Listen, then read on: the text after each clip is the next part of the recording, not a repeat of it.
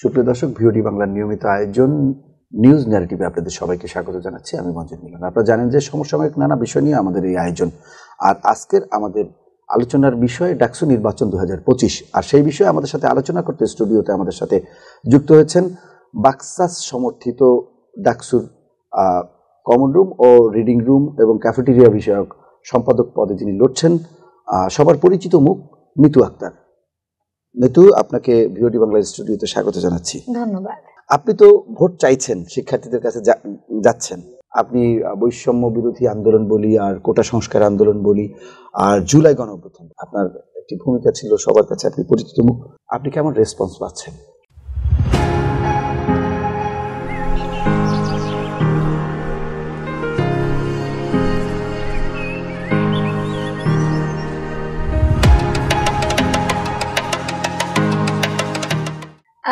আলহামদুলিল্লাহ, যে এই যে আপনি মাত্র বললেন যেটা জুলাই আগস্টের যে গণঅভ্যুত্থানটা ছিল, আমি কিন্তু জুলাই আগস্টের আগে একদম অ্যাপলিটিক্যাল একটা মানুষ ছিলাম। আমার জীবনটা খুবই সাধারণ একটা জীবন ছিল।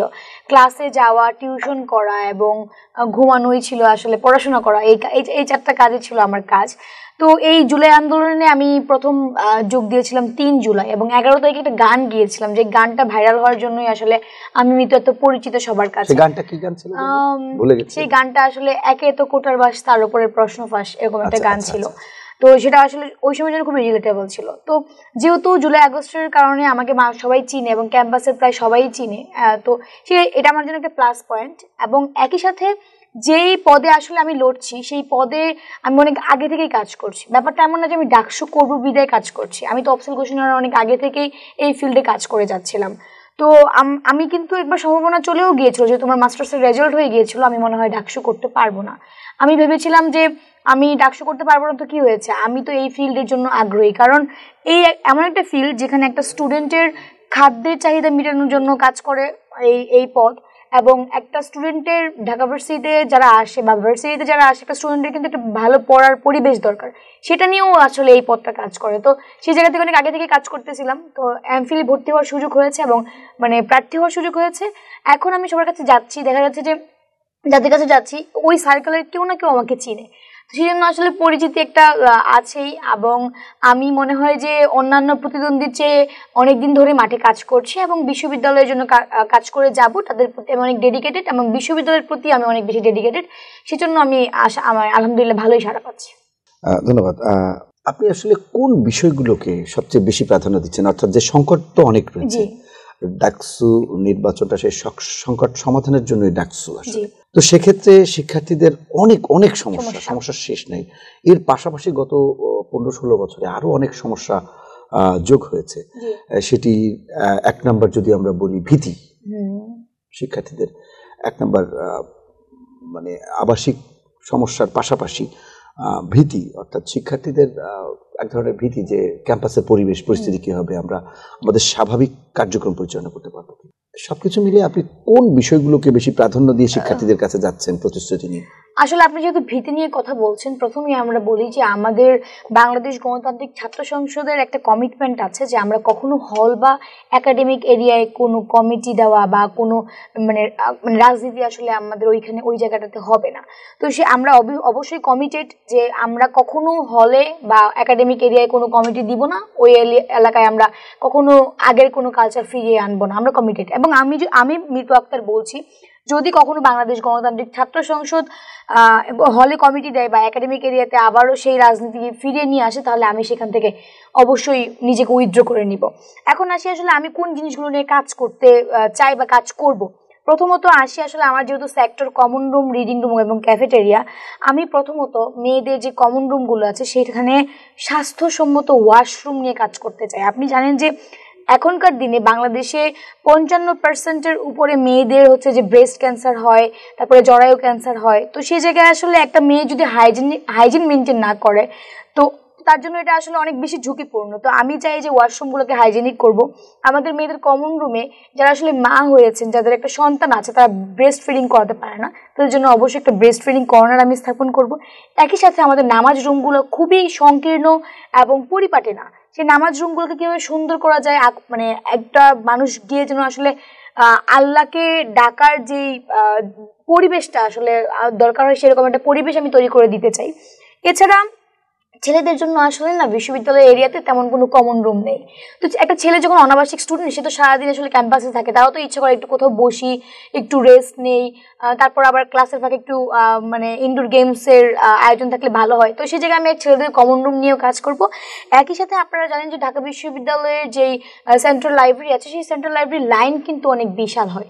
সেই লাইন যেন বিশাল না হয়, সেক্ষেত্রে আমি স্বল্পমেয়াদে এবং দীর্ঘমেয়াদে অনেক পরিকল্পনা গ্রহণ করবো ইনশাল্লাহ, যেন তাদের সিট সংকটটা দূর হয়। এবং ওখানেও কিন্তু ওয়াশরুমের সমস্যা আছে, একই সাথে এসির সমস্যা আছে। শিক্ষার্থীরা ডিসকাশনের কোনো রুম নাই, যে একটু পড়াশোনা করে বন্ধু বান্ধবের সাথে কোনো ডিসকাশন করতে হবে, ওরকম কোনো রুম নাই। আসি এখন ক্যাফেটেরিয়ার দিকে। ডাকসু এবং টিএসসি ক্যাফেটেরিয়াতে আপনি জানেন যে সবাই বলে যে 1 টাকায় চা পাওয়া যায়, 3 টাকায়, মানে 10 টাকায় সিঙ্গারা, সমোসা, চা সব পাওয়া যায়। তো আমি সেক্ষেত্রে বলতে চাই যে ট্রেডিশনাল একটা ফুড বিশ্ববিদ্যালয় হিসেবে থাকা উচিত, কিন্তু একই সাথে রেগুলার খাবারও একটা স্টুডেন্টের খাওয়া উচিত। কারণ আমাদের ভার্সিটির ভিতরে দুপুরের খাবার নিয়ে আসলে প্রচুর সংখ্যা, খাবারের মানটা খুবই খারাপ। তো প্রত্যেকটা হলের ক্যান্টিনের খাবারের মান কিন্তু খুবই খারাপ। তো ডাকসু এবং টিএসসি ক্যাফেটেরিয়াতে আমি চাই যে এই ট্রেডিশনাল 20 টাকার খাবারের বাইরে রেগুলার একটা খাবারের প্যাকেজ চালু হবে, যেটা পরীক্ষামূলকভাবে অলরেডি ডাকসুতে চালু হয়েছে, সেটা টিএসসিতেও হবে। এবং একটা স্টুডেন্ট যেন সকাল 7টা থেকে শুরু করে রাত 10টা পর্যন্ত যে কোনো সময় খাবার মানে পেতে পারে, সেই ব্যবস্থা আমি করব। এখন খাবার রান্না করা হয় 300 জনের, এবং সেটা দেখেন যে 12টা থেকে বা 12:30 থেকে স্টার্ট হলে সেটা 1:30টার মধ্যে শেষ হয়ে যায়। আমি চাই এই স্টুডেন্ট যাদের ক্লাস 8টায় শেষ হবে, যাদের ক্লাস 3টায় শেষ হবে, 3:30টায় শেষ হবে, তারা সবাই যেন সে খাবার পায়। সেই ব্যবস্থাটা আমি করবো যে 300 জন থেকে সেটা যেন 1000 জন্য উন্নীত করা হয়। এবং আমি মনে হয় যে একজন প্রার্থী হিসেবে সর্বোচ্চ কমন রুম, রিডিং রুম এবং ক্যাফেটেরিয়ার দিকে ফিল্ড অ্যাসেসমেন্ট করেছে যে শিক্ষার্থীদের কি কি সমস্যা এবং তারা আসলে কি ধরনের সমাধান চায়। আপনাকে অসংখ্য ধন্যবাদ। একটা বিষয় আপনার আলোচনার মধ্যে দিয়ে বোঝা গেল যে এই বিষয়গুলো নিয়ে আপনি ব্যাপক রিসার্চ করেছেন এবং এই বিষয়গুলো আপনি ফেসও করেছেন। তো শুভকামনা থাকবে যে আপনি নির্বাচিত হতে পারলে এই বিষয়গুলো নিয়ে কাজ করলে শিক্ষার্থীদের অনেক উপকার হবে। ইতিমধ্যে আমরা দেখেছি বিভিন্ন প্যানেল এবং বিভিন্ন প্রার্থী নির্বাচনী আচরণবিধি নিয়ে কথা বলছে, লেভেল প্লেইং ফিল্ড নিয়ে অনেক কথা বলছে। পাশাপাশি আমরা দেখছি সেনাবাহিনীর বিষয়ে যে একটি সিদ্ধান্ত সেটি নিয়েও কথা বলছে। এই বিষয়ে আসলে আপনার অবস্থান? প্রথমত আমি বলতে চাই যে যেহেতু এবারের ডাকসুটা আসলে অন্যান্য বারের চেয়ে একটু ভিন্ন, আপনি দেখেন যে অন্যান্য বার যে আচরণবিধিগুলো ছিল তার চেয়ে এবারের আচরণবিধি কিন্তু একটু বেশি স্ট্রিক্ট। এবং আমরা দেখেছি যে ইতিমধ্যে কিছু আচরণবিধির লঙ্ঘনও হয়েছে। দল থেকে একবার লঙ্ঘন হয়েছে, শিবির থেকেও কিন্তু কিছুদিন আগে ওই যে বললো যে ব্যানার টানানো যাবে না, কিন্তু তারা ব্যানার টানিয়েছে। তো আচরণবিধি লঙ্ঘন হয়েছে এবং বিশ্ববিদ্যালয় প্রশাসন কিন্তু সাথে সাথে চেষ্টা করেছে কিভাবে আসলে সেই আচরণবিধিটা লঙ্ঘন থেকে আসলে ওদেরকে উঠিয়ে নেওয়া যায়। একই সাথে যেটা বলেন সেনাবাহিনীর ব্যাপারটা, আসলে সেনাবাহিনী ব্যাপারটা হচ্ছে যে যদি আমরা গতকালকের ঘটনা বলি যে নুরুল হক ভাইকে যেভাবে আসলে মারা হয়েছে, আমরা কখনোই কাম্য মানে এটা আসলে আশা করি না যে আমাদের যে ভাই 2018 সাল থেকে আমাদের জন্য লড়াই করে যাচ্ছে, সে একটা মানুষ যে 2019 সাল থেকে 2025 সাল পর্যন্ত তাকে যেভাবে প্রত্যেকবার আক্রমণ করা হয়েছে, সব থেকে বেশি যে মার খেয়েছে, তাকে কালকে উদ্দেশ্যপ্রণীতভাবে পরিকল্পিতভাবে যেভাবে মারা হয়েছে, তো সেইখানেও কিন্তু সেনাবাহিনী যুক্ত ছিল। এবং এখন কিন্তু জুলাই আগস্টের পরবর্তী সময় কি হয়েছে, পুলিশের তৎপরতা একটু কমে গেছে। কিন্তু সেজন্য আমি কখনোই চাইবো না যে আমাদের নির্বাচন কমিশন আমাদের ক্যাম্পাসকে পাহারা দেওয়ার জন্য সেনাবাহিনী মোতায়েন করুক। কারণ একটা সেনাবাহিনী যখন ক্যাম্পাসে আসে, একটা স্টুডেন্টের মধ্যে তখন ভয়ের সৃষ্টি হয়, একটা শঙ্কার জায়গা তৈরি হয় যে কি না কি যেন এখানে হতে যাচ্ছে, হয়তো বা কোনো সমস্যা হবে, সেজন্য সেনাবাহিনী মোতায়েন করে রেখেছে। এবং এই ক্ষেত্রে কিন্তু ভোট কাজ কম হওয়ার সম্ভাবনা থেকেই যায়। তো আমি নির্বাচন কমিশনকে বলবো যে আপনারা আপনাদের প্রক্টোরিয়াল টিম, মোবাইল টিম বা আরো যেভাবে ধরেন যে আমাদের ঢাকা বিশ্ববিদ্যালয়ে রোভার স্কাউট আছে, রেঞ্জার আছে, বিএনসিসি আছে, আরো অনেক রকমের সংগঠন আছে যারা এই শৃঙ্খলা রক্ষার দায়িত্ব পালন করে, তাদেরকে দিয়ে আপনারা অন্য কোনো উপায়ে হচ্ছে যে নির্বাচনী যেই কি বলে যে শৃঙ্খলা আছে সেটাকে রক্ষা করার চেষ্টা করুন। কিন্তু সেনাবাহিনী মোতায়েন করলে আমার মনে হয় যে ভোট কাজটা একদম মানে অনেক নিচে নেমে যাবে, ভোট কাস্টিং কম হবে। কিন্তু প্রার্থীদের অনেকেই বলছেন যে সেনাবাহিনী মোতায়েন না করলেও তো হয়। সেক্ষেত্রে এই সিদ্ধান্ত কি ইউনিভার্সিটি কর্তৃপক্ষ বা প্রশাসন বা এটাকে রিভিউ করবে? আপনার কি মনে হয়? আমার মনে হয় আপনারা আবার ভয়েস রেজ করবেন? যে আমিও আসলে এই যে আপনাকেও এই যে এখানে বলার মাধ্যমে কিন্তু আমি ভয়েস রেজ করছি যে আমি চাই প্রশাসন যেন কোনোভাবেই সেনাবাহিনী মোতায়েন না করে, কারণ এটা আসলে শিক্ষার্থীর ভীতির কারণ, শঙ্কার কারণ। শিক্ষার্থীরা হয়তো বা অনুৎসাহিত হয়ে যাবে ভোট দিতে আসতে। আর আরেকটি বিষয় হচ্ছে যে আপনার বাকসাস থেকে আপনি বাকসাস সমর্থন করে আপনাকে, বা আপনি বাক্সার সমর্থিত প্রার্থী, আপনার কি মনে হয় আপনার পুরো প্যানেলের অবস্থান কি নির্বাচনে? আসলে দেখেন, আমার মনে হয় কি যে এবারে ডাকসুটা বললাম তো একটু আগে যে একটু ভিন্ন এবং প্রার্থীর সংখ্যা অনেক বেশি, এবং জুলাই আগস্ট পরবর্তী সময় কিন্তু অনেক পরিবর্তন আসছে। সেটা আসছে আমাদের মধ্যে বলেন, সেটা আসছে দলের মধ্যে বলেন, এবং আসছে শিবিরের মধ্যে।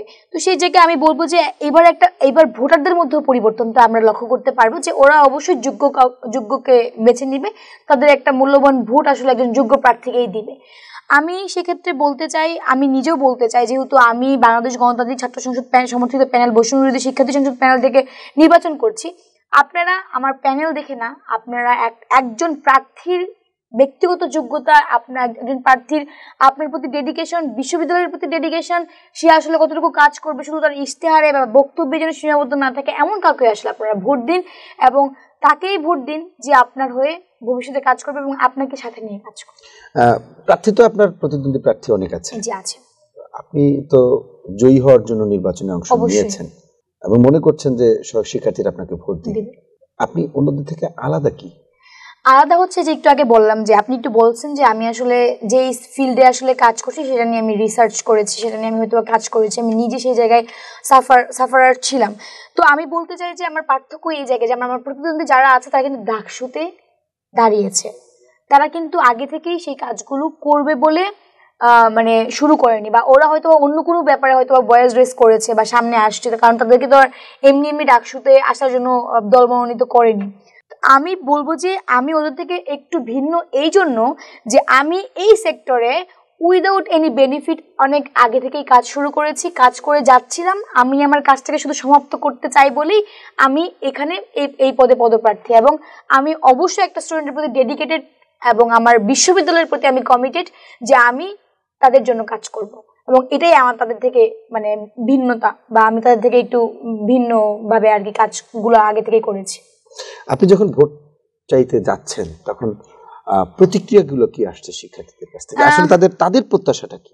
তাদের প্রত্যাশা হচ্ছে যে অনেকেই আমাকে, আমি দু এক জায়গায় যেরকম সম্মুখীন হয়েছি যে তারা আমার থেকে প্রথমে আমার সবকিছু জানতে চায়, আমার ইনফরমেশন জানতে চায় যে আপনি আমার জন্য কি কি করবেন বা কি কি আপনি অলরেডি চিন্তা করে রেখেছেন, আমরা তাহলে কি কি পেতে যাচ্ছি, এই জিনিসগুলো জিজ্ঞেস করে। আমি আমার জায়গা থেকে সর্বোচ্চ পরিমাণে বলি, এবং আমি তাদেরকে কখনোই বলি না যে আমাকে ভোট দিন। আমি বলি যে আপনার উচিত একজন সচেতন ভোটার হিসেবে, এবার যেহেতু অনেক প্রার্থী দাঁড়িয়েছে, আগে থেকে ফিল্ড অ্যাসেসমেন্ট করে যাবেন কে আপনার জন্য কাজ করবে, এবং কে করেছে অলরেডি তাকেই আসলে আপনারা একটা ভোট দিবেন, এবং যোগ্য প্রার্থীকে এবার নির্বাচিত করেন আপনারা, এটা বলি। এবং তাদের রিয়েকশন হচ্ছে এরকম যে বললাম তো যে আপনি প্রতি সাইকেলে যাওয়ার পরে যে একজন পরিচিত না কেউ থাকে, তারা আমাকে আগে থেকেই চিনে, এবং তারা বলে যে মানে তারা আসলে খুবই পজিটিভ, তারা খুব পজিটিভ রিভিউই দিচ্ছে। আমার মনে হয় যে আমি চেষ্টা করব ঢাকা বিশ্ববিদ্যালয়ের 40,000 স্টুডেন্টের কাছে ডোর টু ডোর পৌঁছানোর জন্য, এবং আমি আমার এই পরিশ্রম, আমি আমার এই বক্তব্য মানে একদম আমার, যদি আমি জিতে যাই তাহলে সেটা শেষ পর্যন্ত পুরো একটা বছর আমি মানে আমার মতো করে লড়াই চালিয়ে যাব। আপনি ধরেন জয়ী হতে পারলেন না, আপনার লড়াই কি থেমে যাবে? না, আমার লড়াই থামবে না। এটা নিয়ে আজকে আমি একটু আগে যে টক শো আছে সেটাতে কথা বলতেছিলাম, কারণ আমার বিপরীতে যে আছে মেঘলা, সেও এই টক শোতে উপস্থিত ছিল। আমি বলেছিলাম যে মেঘলা, তুমি যদি নির্বাচিত হও তাহলে আমার যে প্ল্যানগুলো আছে আমি চাই যে সেগুলো তুমি চিন্তা করে আমরা একসাথে এই সেক্টরগুলোতে কাজ করে যাবো, এবং আমি যদি নির্বাচিত হই আমি তোমাকে আহ্বান জানাবো যেন আমরা পরবর্তী সময়ে ক্যাম্পাসের উন্নয়নে আমরা যেন একসাথে কাজ করে যেতে পারি।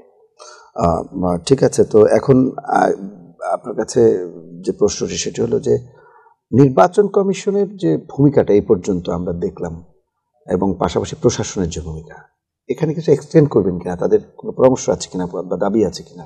আমার একটাই দাবি, আসলে আমি একটা নারী, আমাদের ঢাকা বিশ্ববিদ্যালয়ে 18টি হল, তো এর মধ্যে 13টি হচ্ছে ছেলেদের হল।